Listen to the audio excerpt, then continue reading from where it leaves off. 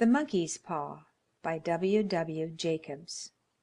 Without, the night was cold and wet, but in the small parlor of Laburnum Villa the blinds were drawn and the fire burned brightly.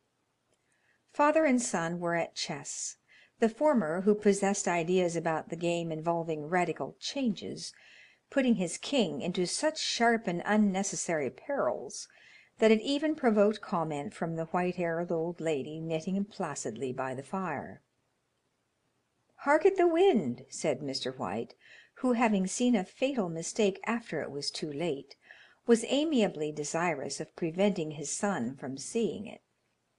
"I'm listening," said the latter, grimly surveying the board as he stretched out his hand. "Check." "I should hardly think that he'd come to-night," said his father, with his hand poised over the board. "Mate," replied the son. "That's the worst of living so far out," bawled Mr. White, with sudden and unlooked-for violence. "Of all the beastly, slushy, out-of-the-way places to live in, this is the worst. Pathway's a bog, and the road's a torrent. I don't know what people are thinking about. I suppose because only 2 houses in the road are let, they think it doesn't matter." "Never mind, dear," said his wife soothingly. "Perhaps you'll win the next one." Mr. White looked up sharply, just in time to intercept a knowing glance between mother and son. The words died away on his lips, and he hid a guilty grin in his thin gray beard. "There he is," said Herbert White, as the gate banged to loudly, and heavy footsteps came toward the door. The old man rose with hospitable haste, and opening the door was heard condoling with the new arrival. The new arrival also condoled with himself, so that Mrs. White said "Tut, tut," and coughed gently as her husband entered the room, followed by a tall, burly man, beady of eye and rubicund of visage. "Sergeant Major Morris," he said, introducing him. The sergeant major shook hands, and taking the preferred seat by the fire, watched contentedly while his host got out whiskey and tumblers and stood a small copper kettle on the fire. At the 3rd glass his eyes got brighter, and he began to talk, the little family circle regarding with eager interest this visitor from distant parts, as he squared his broad shoulders in the chair and spoke of wild scenes and doughty deeds, of wars and plagues and strange peoples. 21 years of it," said Mr. White, nodding at his wife and son. "When he went away he was a slip of a youth in the warehouse. Now look at him." "He don't look to have taken much harm," said Mrs. White politely. "I'd like to go to India myself," said the old man, "just to look round a bit, you know." "Better where you are," said the sergeant major, shaking his head. He put down the empty glass, and sighing softly, shook it again. "I should like to see those old temples, and fakirs and jugglers," said the old man. "What was that you started telling me the other day about a monkey's paw or something, Morris?" "Nothing," said the soldier hastily. "Leastways nothing worth hearing." "Monkey's paw?" said Mrs. White curiously. "Well, it's just a bit of what you might call magic, perhaps," said the sergeant major offhandedly. His 3 listeners leaned forward eagerly. The visitor absent-mindedly put his empty glass to his lips and then set it down again. His host filled it for him. "To look at," said the sergeant major, fumbling in his pocket, "it's just an ordinary little paw, dried to a mummy." He took something out of his pocket and proffered it. Mrs. White drew back with a grimace, but her son, taking it, examined it curiously. "And what is there special about it?" inquired Mr. White as he took it from his son, and having examined it, placed it upon the table. "It had a spell put on it by an old fakir," said the sergeant major, "a very holy man. He wanted to show that fate ruled people's lives, and that those who interfered with it did so to their sorrow. he put a spell on it, so that 3 separate men could each have 3 wishes from it." His manner was so impressive that his hearers were conscious that their light laughter jarred somewhat. "Well, why don't you have 3, sir?" said Herbert White cleverly. The soldier regarded him in the way that middle age is wont to regard presumptuous youth. "I have," he said quietly, and his blotchy face whitened.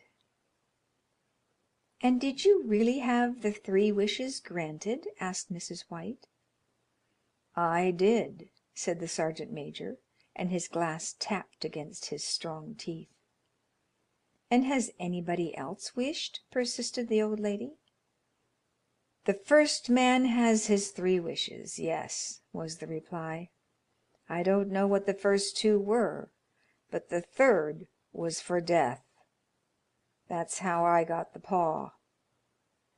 His tones were so grave that a hush fell upon the group.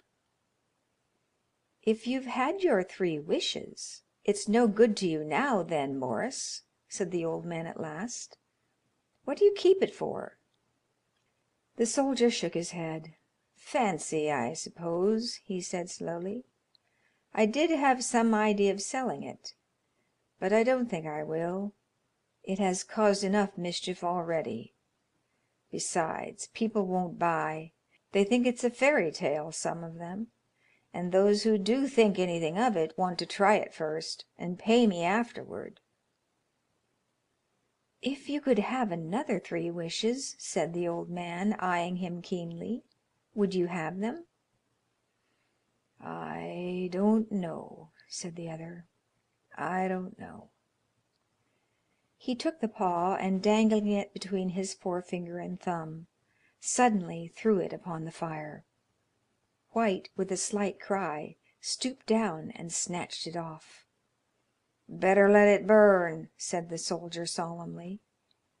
"If you don't want it, Morris," said the other, "give it to me." "I won't," said his friend doggedly. "I threw it on the fire. If you keep it, don't blame me for what happens. Pitch it on the fire again, like a sensible man." The other shook his head and examined his new possession closely. "How do you do it?" he inquired. "Hold it up in your right hand and wish aloud," said the sergeant major. "But I warn you of the consequences." "Sounds like the Arabian Nights," said Mrs. White as she rose and began to set the supper. "Don't you think you might wish for 4 pairs of hands for me?" Her husband drew the talisman from pocket, and then all 3 burst into laughter as the sergeant major, with a look of alarm on his face, caught him by the arm. "If you must wish," he said gruffly, "wish for something sensible." Mr. White dropped it back in his pocket, and placing chairs, motioned his friend to the table. In the business of supper the talisman was partly forgotten, and afterward the 3 sat listening in an enthralled fashion to a second installment of the soldier's adventures in India. "If the tale about the monkey's paw is not more truthful than those he has been telling us," said Herbert, as the door closed behind their guest, just in time for him to catch the last train, "we shan't make much out of it." "Did you give him anything for it, father?" inquired Mrs. White, regarding her husband closely. "A trifle," said he, coloring slightly. "He didn't want it, but I made him take it, and he pressed me again to throw it away." "Likely," said Herbert, with pretended horror. "Why, we're going to be rich and famous and happy. Wish to be an emperor, father, to begin with, then you can't be henpecked." He darted round the table, pursued by the maligned Mrs. White, armed with an antimacassar. Mr. White took the paw from his pocket and eyed it dubiously. "I don't know what to wish for, and that's a fact," he said slowly. "It seems to me I've got all I want." "If you only cleared the house you'd be quite happy, wouldn't you?" said Herbert, with his hand on his shoulder. "Well, wish for £200 then. That'll just do it." His father, smiling shamefacedly at his own credulity, held up the talisman, as his son, with a solemn face, somewhat marred by a wink at his mother, sat down at the piano and struck a few impressive chords. "I wish for £200," said the old man distinctly. A fine crash from the piano greeted the words, interrupted by a shuddering cry from the old man. His wife and son ran toward him. "It moved!" he cried, with a glance of disgust at the object as it lay on the floor. "As I wished. It twisted in my hand like a snake." "Well, I don't see the money," said his son as he picked it up and placed it on the table, "and I bet I never shall." "It must have been your fancy, father," said his wife, regarding him anxiously. He shook his head. "Never mind, though, there's no harm done, but it gave me a shock all the same." They sat down by the fire again while the two men finished their pipes. Outside the wind was higher than ever, and the old man started nervously at the sound of a door banging upstairs. A silence unusual and depressing settled upon all three, which lasted until the old couple rose to retire for the night. "I expect you'll find the cash tied up in a big bag in the middle of your bed," said Herbert, as he bade them good night, "and something horrible squatting up on top of the wardrobe, watching you as you pocket your ill-gotten gains." He sat alone in the darkness, gazing at the dying fire and seeing faces in it. The last face was so horrible and so simian that he gazed at it in amazement. It got so vivid that, with a little uneasy laugh, he felt on the table for a glass containing a little water to throw over it. His hand grasped the monkey's paw, and with a little shiver he wiped his hand on his coat and went up to bed. In the brightness of the wintry sun next morning, as it streamed over the breakfast table, he laughed at his fears. There was an air of prosaic wholesomeness about the room which it had lacked on the previous night, and the dirty, shriveled little paw was pitched on the sideboard with a carelessness which betokened no great belief in its virtues. "I suppose all old soldiers are the same," said Mrs. White. "The idea of our listening to such nonsense! How could wishes be granted in these days? And if they could, how could £200 hurt you, father?" "Might drop on his head from the sky," said the frivolous Herbert. "Morris said the things happened so naturally," said his father, "that you might, if you so wished, attribute it to coincidence." "Well, don't break into the money before I come back," said Herbert, as he rose from the table. "I'm afraid it'll turn you into a mean, avaricious man, and we shall have to disown you." His mother laughed, and following him to the door, watched him down the road, and returning to the breakfast table, was very happy at the expense of her husband's credulity. All of which did not prevent her from scurrying to the door at the postman's knock, nor prevent her from referring somewhat shortly to retired sergeant majors of bibulous habits when she found that the post brought a tailor's bill. "Herbert will have some more of his funny remarks, I expect, when he comes home," she said, as they sat at dinner. "I dare say," said Mr. White, pouring himself out some beer. "But for all that, the thing moved in my hand. That I'll swear to." "You thought it did," said the old lady soothingly. "I say it did," replied the other. "There was no thought about it. I had just What's the matter?" His wife made no reply. She was watching the mysterious movements of a man outside, who, peering in an undecided fashion at the house, appeared to be trying to make up his mind to enter. In mental connection with the £200, she noticed that the stranger was well dressed and wore a silk hat of glossy newness. 3 times he paused at the gate, and then walked on again. The 4th time he stood with his hand upon it, and then, with a sudden resolution, flung it open and walked up the path. Mrs. White at the same moment placed her hands behind her, and hurriedly unfastening the strings of her apron, put that useful article of apparel beneath the cushion of her chair. She brought the stranger, who seemed ill at ease, into the room.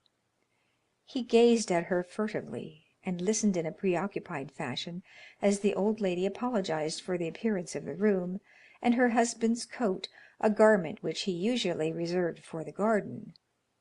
She then waited as patiently as her sex would permit for him to broach his business, but he was at first strangely silent.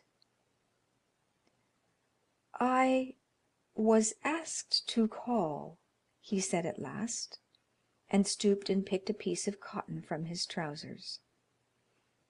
"I come from Ma and Megan's." The old lady started. "Is anything the matter?" she asked breathlessly. "Has anything happened to Herbert? What is it? What is it?" Her husband interposed. "There, there, mother," he said hastily. "Sit down, and don't jump to conclusions. You've not brought bad news, I'm sure, sir?" And he eyed the other wistfully. "I'm sorry," began the visitor. "Is he hurt?" demanded the mother wildly. The visitor bowed in assent. "Badly hurt," he said quietly, "but he is not in any pain." "Oh, thank God!" said the old woman, clasping her hands. "Thank God for that. Thank—" She broke off suddenly as the sinister meaning of the assurance dawned upon her, and she saw the awful confirmation of her fears in the other's perverted face. She caught her breath, and turning to her slower witted husband, laid her trembling old hand upon his. There was a long silence. "He was caught in the machinery," said the visitor at length in a low voice. "Caught in the machinery?" repeated Mr. White in a dazed fashion. "Yes." He sat staring blankly out at the window, and taking his wife's hand between his own, pressed it as he had been wont to do in their old courting days nearly 40 years before. "He was the only one left to us," he said, turning gently to the visitor. "It is hard." The other coughed, and rising, walked slowly to the window. "The firm wished me to convey their sincere sympathy with you in your great loss," he said, without looking round. "I beg that you will understand I am only their servant, and merely obeying orders." There was no reply. The old woman's face was white, her eyes staring, and her breath inaudible. On the husband's face was a look such as his friend the sergeant might have carried into his first action. "I was to say that Ma and Megan's disclaim all responsibility," continued the other. "They admit no liability at all. But, in consideration of your son's services, they wish to present you with a certain sum as compensation." Mr. White dropped his wife's hand, and rising to his feet, gazed with a look of horror at his visitor. His dry lips shaped the words, "How much?" £200 was the answer. Unconscious of his wife's shriek, the old man smiled faintly, put out his hands like a sightless man, and dropped, a senseless heap, to the floor. In the huge new cemetery, some 2 miles distant, the old people buried their dead, and came back to a house steeped in shadow and silence. It was all over so quickly that at first they could hardly realize it, and remained in a state of expectation as though of something else to happen, something else which was to lighten this load, too heavy for old hearts to bear. But the days passed, and expectation gave place to resignation, the hopeless resignation of the old, sometimes miscalled apathy. Sometimes they hardly exchanged a word, for now they had nothing to talk about, and their days were long to weariness. It was about a week after that the old man, waking suddenly in the night, stretched out his hand and found himself alone. The room was in darkness, and the sound of subdued weeping came from the window. He raised himself in bed and listened. "Come back," he said tenderly. "You will be cold." "It is colder for my son," said the old woman, and wept afresh. The sound of her sobs died away on his ears. The bed was warm and his eyes heavy with sleep. He dozed fitfully and then slept until a sudden wild cry from his wife awoke him with a start. "The paw!" she cried wildly. "The monkey's paw!" He started up in alarm. "Where is it? What's the matter?" She came stumbling across the room toward him. "I want it," she said quietly. "You've not destroyed it?" "It's in the parlor on the bracket," he replied, marveling. "Why?" She cried and laughed together, and bending over kissed his cheek. I only just thought of it," she said hysterically. "Why didn't I think of it before? Why didn't you think of it?" "Think of what?" he questioned. "The other two wishes," she replied rapidly. "We've only had one." "Was not that enough?" he demanded fiercely.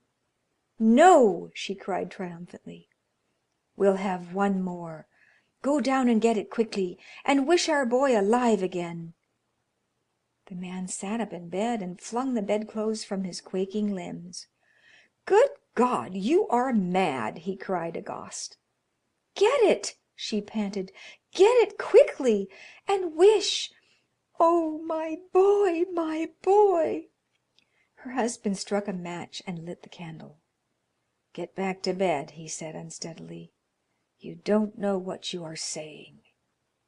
"We had the first wish granted," said the old woman feverishly. "Why not the second?" "A coincidence," stammered the old man. "Go and get it, and wish!" cried his wife, quivering with excitement. The old man turned and regarded her, and his voice shook. "He has been dead 10 days, and besides, I would not tell you else, but I could only recognize him by his clothing. If he was too terrible for you to see, then how now?" "Bring him back!" cried the old woman, and dragged him toward the door. "Do you think I fear the child I have nursed?" He went down in the darkness and felt his way to the parlor and then to the mantelpiece. The talisman was in its place, and a horrible fear that the unspoken wish might bring his mutilated son before him ere he could escape from the room seized upon him, and he caught his breath as he found that he had lost the direction of the door.